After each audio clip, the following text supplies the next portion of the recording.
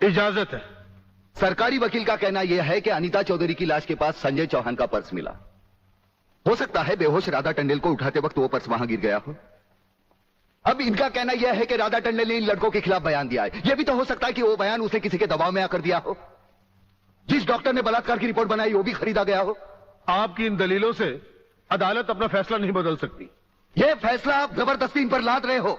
Inspector वागले, अगर मैं चाहूं तो अदालत की तौहीन के जुर्म में मैं तुम्हें अभी टर्मिनेट कर सकता हूं। कोई परवाह नहीं है मुझे इस बात की। मेरा तो विश्वास उठ गया है इस कानून से। कौन सा कानून, कैसा कानून? यह कानून तो चंद मुजरिमों की रखेल बन बैठा है। इसलिए लोग अदालत का दरवाजा खटखटाने के बजाय गुंडों की चौखट चूमते हैं। Take him out of the court. अगर जिंदगी में किसी से रिश्वत ना ली हो तो ही मुझे हाथ लगाना।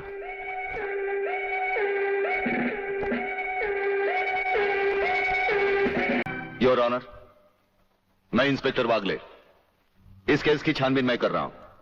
अदालत से इस केस के बारे में कुछ कहने की इजाजत चाहता हूं। इजाजत है। Thank you sir.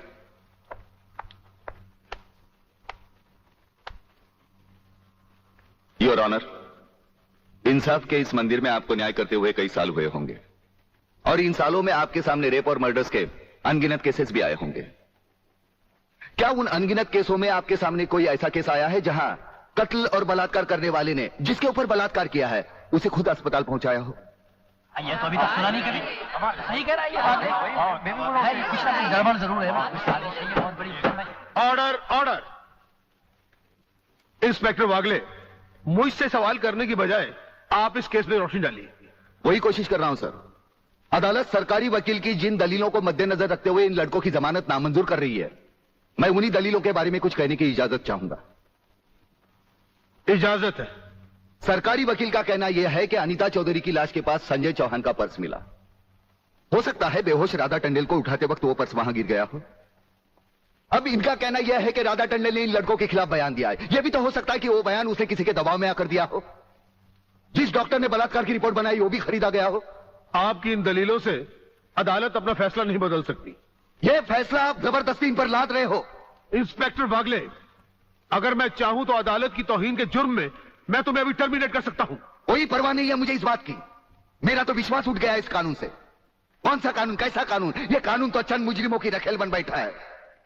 इसलिए लोग अदालत का दरवाजा खटखटाने के बजाय गुंडों की चौखट चूमते हैं। Take him out of the court. अगर जिंदगी में किसी से रिश्वत ना ली हो तो ही मुझे हाथ लगाना।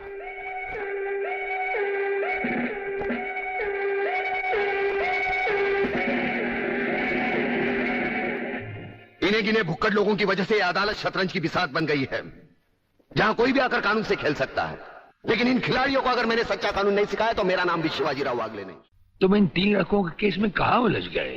हो सकता है इन बच्चों का केस महज इत्तेफाकी हो। इत्तेफाक नहीं है सर।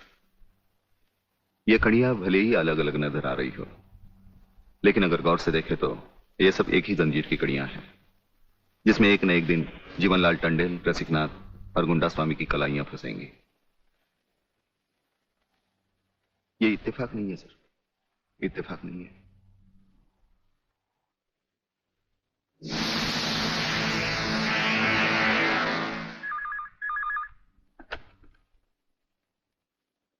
हेलो सर, मैं तुम्हारी आवाज अच्छी तरह पहचानता हूं जेलर। तुम वहां से कुछ नहीं बोलोगे, सिर्फ सुनो, क्योंकि जब से तुम्हारी जेल में सूर्यदेव सिंह आया है तुम्हारी दीवारों के भी कान हो गए हैं। मुझे वागले और उसकी मीटिंग का पता चल चुका है।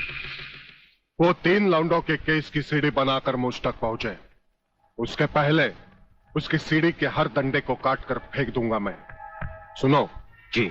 मुन्ना और उसके खतरनाक खूनी साथियों को आज रात को पुलिस की वर्दी में जेल से बाहर निकाल दो और उनको समझा दो पुलिस स्टेशन जाकर उन तीनों लड़कों का बिल आत्महत्या के नाम पर फाड़ दें।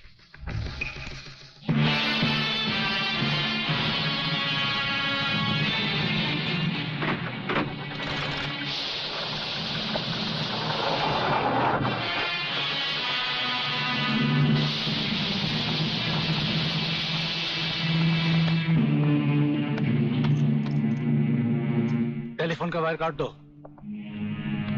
अब इसे बांध दो।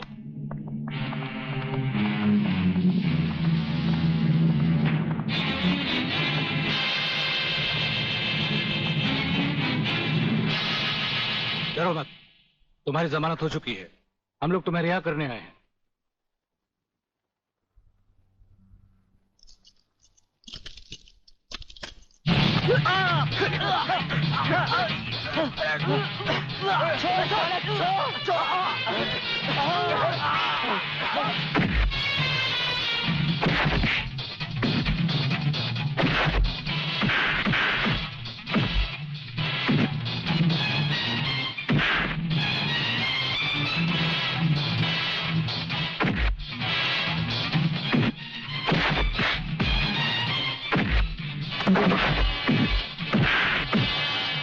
छोड़ना मत संजू।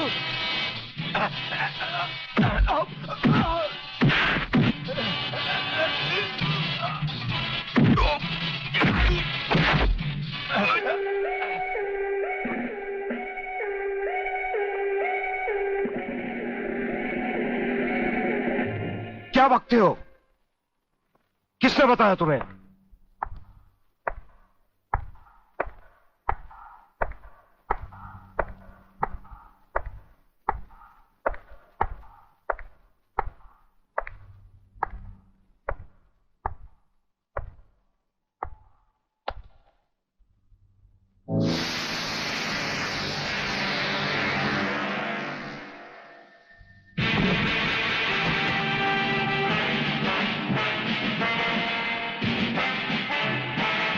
कुछ ही देर पहले तुम जेल की कोठरी में बंद थे, फिर वहां से निकले कैसे? और अपने ये कपड़े पहनकर यहां किसके हुक्म से आए?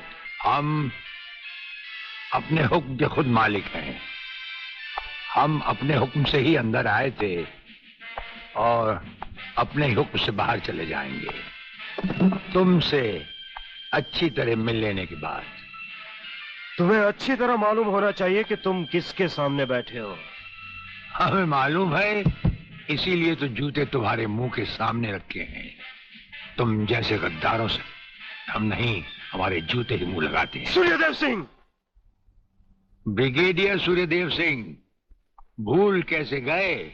हम आज भी ब्रिगेडियर हैं, कल भी ब्रिगेडियर थे। जेल में आना तो एक नाटक था तुम जैसे मुजरिम तक पहुंचने के लिए। और ये रहे तुम्हारे काम के कागज। ये हमारा रिहाई का ऑर्डर और ये है तुम्हारी गिरफ्तारी का वारंट।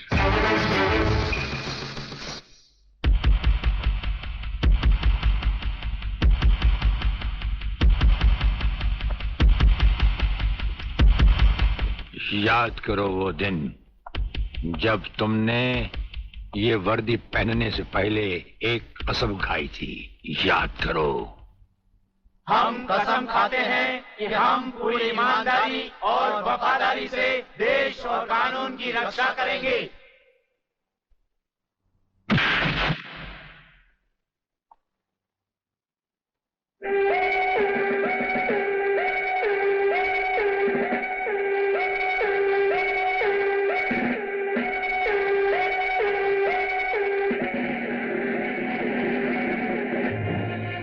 इन नंगों की बारात में ये वर्दी वाला दूल्हा नहीं जाएगा वागले।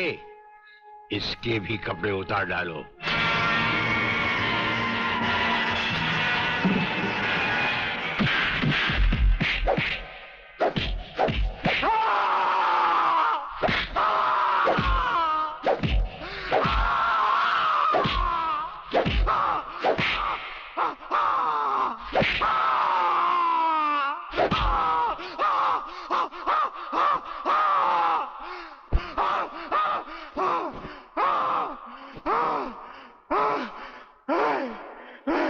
सच कह रहा हूं, मैं बेकसूर हूं। रात के बारे में मैं कुछ नहीं जानता। बेहोश होने से पहले 3 बार, होश में आने के बाद 3 बार तेरा इसी तरह इलाज करता रहूंगा।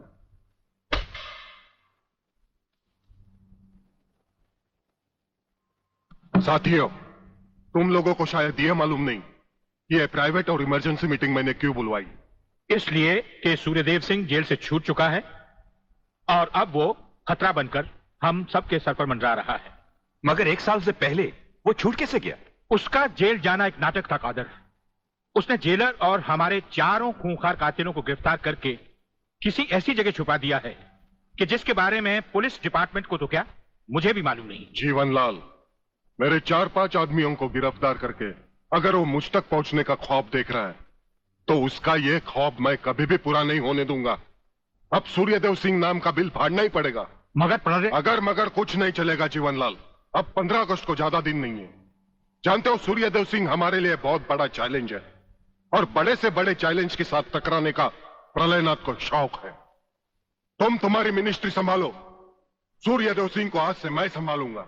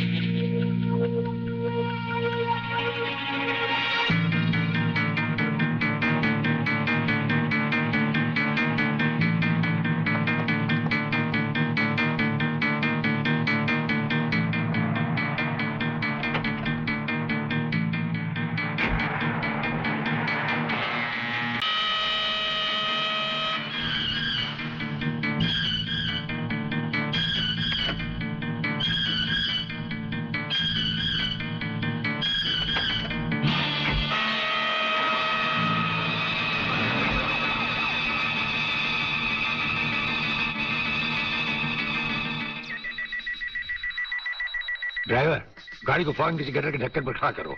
इसमें बम लगाया जा चुका है। Yes sir. बहादुर, काला बटन खींचो।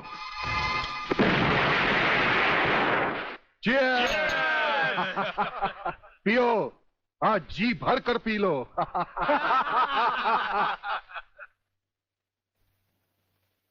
स्वामी जी, ये सुखद समाचार टीवी पर भी तो सुन ले। हाँ, ऑन करो। आज सदन के दोनों पक्षों ने इस हत्याकांड की तीव्र आलोचना की। इस हत्याकांड के षड्यंत्र के बारे में हमारी विशेष संवाददाता मोना अलवी की एक रिपोर्ट। आज दोपहर ब्रिगेडियर सूर्यदेव सिंह अपने विशेष दस्ते के साथ भोजन के लिए रवाना हुए।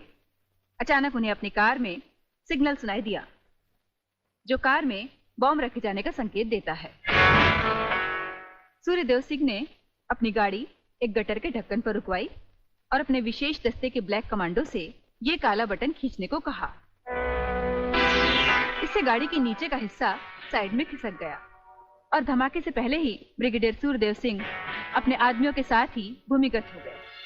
तो इस तरह उन्होंने अपनी समझदारी और बहादुरी से अपनी और अपने आदमियों की जान बचाई।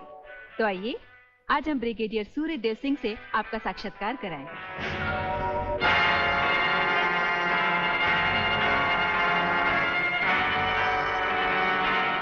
ब्रिगेडियर साहब, क्या आप हमें बताएंगे कि इस साजिश में किसका हाथ है? हाँ, हाथ होता तो कभी का काट चुके होते हम। ब्रिगेडियर साहब, आप हमारे दर्शकों को बताएंगे कि इन देशद्रोहियों ने आप पर हमला क्यों किया? जाहिर है कि हमें जीवन दान देने के लिए नहीं, हमारी जबान भी हमारी गोली की तरह दुश्मनों से सीधे बात करती है, टीवी पर नहीं।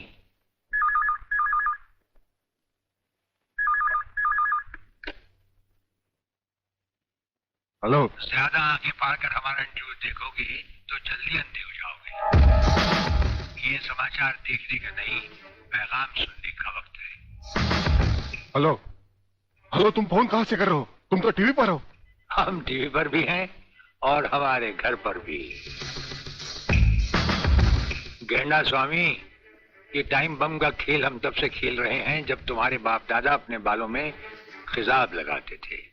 याद रखना, तुमने सिर्फ एक टाइम बम फिट किया था जो हमारा बाल भी बैंका ना कर सका, मगर हमने तुम्हारी मौत के लिए इतने बम तैयार कर रखे हैं जो तुम्हें तो क्या, तुम्हारे पालतू कुत्तों को भी बचने का टाइम नहीं देंगे।